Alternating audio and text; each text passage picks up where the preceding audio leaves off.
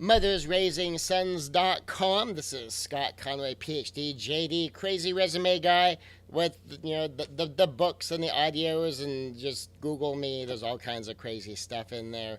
And what I'm sharing with you right now is part of the proprietary 4P 360 degree leadership system. So 4P 360.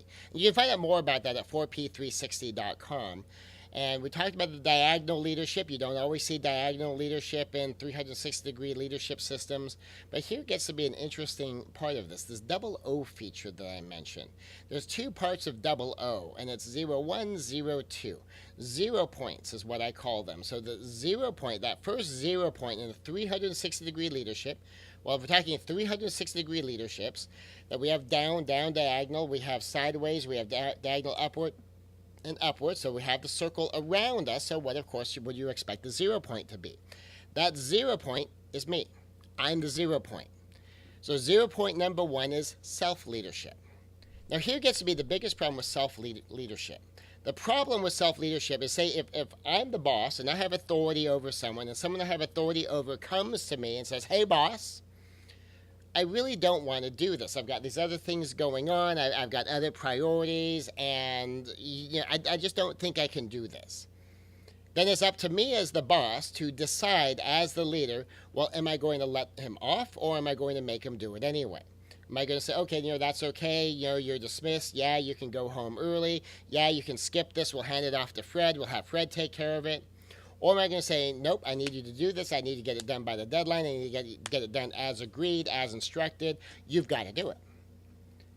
If I'm a personal trainer and the person I'm training says, I'm tired, I'm out of breath, I just want to stop. I have to make a judgment call, an independent judgment call based upon principles to determine if I'm going to let the person I'm training stop or if I'm going to push him.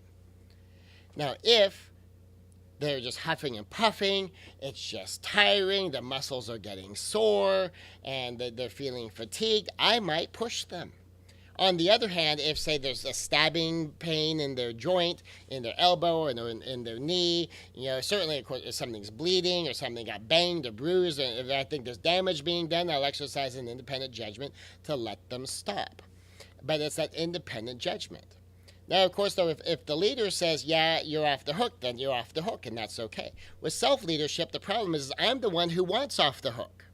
I'm the one who maybe doesn't feel like working out. I'm the one who maybe feels like lingering on Facebook for 3 hours. I'm the one that is allowing myself to get distracted, and I also need to be able to be that independent leader. I'll almost split myself into two, have the leader of me, and then have the follower of me simultaneously where, okay, yeah, I want to stop. Independent leadership decision, do I choose to allow myself to stop, yes or no? I'd rather go do this other thing. Independent leadership decision, is doing the other thing a good idea or a bad idea? Is it going to ultimately help or is it going to ultimately hurt? And that's self-leadership. And the biggest challenge with self-leadership is because I'm the follower asking to be let off the hook, and I'm the leader. If I stay fully integrated and the me that wants to stop is also the one deciding if it's okay for me to stop, I'm very often going to let myself off the hook. I'm going to let myself get away with stuff.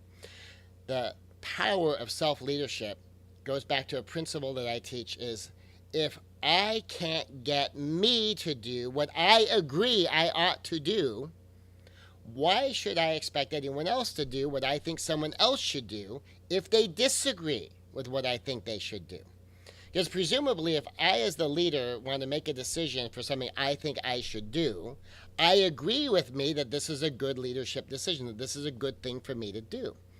So if I can't get me to do what I think is a good thing, why should I be surprised if someone else doesn't do what I think is a good thing, especially if they don't agree with me?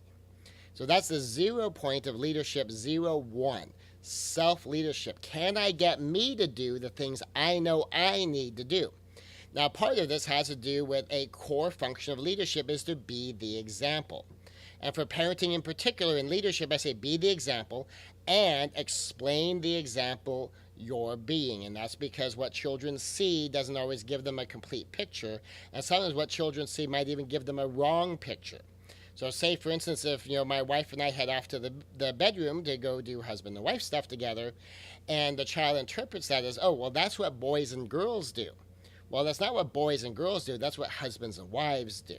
And so help them anchor this. This is a married thing, and this is a husband and wife thing. And when you're husband and wife, this is one of the things you do as husband and wife. It's not something boys and girls do. I mean, so if, you're a 13-year-old son with a 13-year-old girl. You don't do things like that because it's not boys and girls. It's men and women in certain types of relationships, and the one that we're modeling for them is in a marital relationship. And so part of self-leadership is being able to be that example, to show that I'm doing it too. And maybe you're not doing it 100%, but I'm working on it too. And I expect you to work on it. And you apply the same 4 pillars.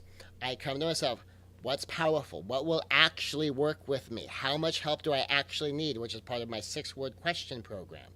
So 6-word question, how much help do I need? What boost do I need to give me to get me to actually follow through on what I know I need to do? That's part of self-leadership. Another part of self-leadership is practical. Is there an actual way for me to do this? And is there a way for me to do this in a way that is healthy for me? In a way that's not going to have negative unintended consequences for me? And so I can balance this out and I can make this work. Is it principled? Do I understand the reasons why this works so I can tweak it and adjust it to independent, separate, unique situations? And is it positive? Am I having a good relationship with myself? Am I focusing on what I do want rather than what I don't want?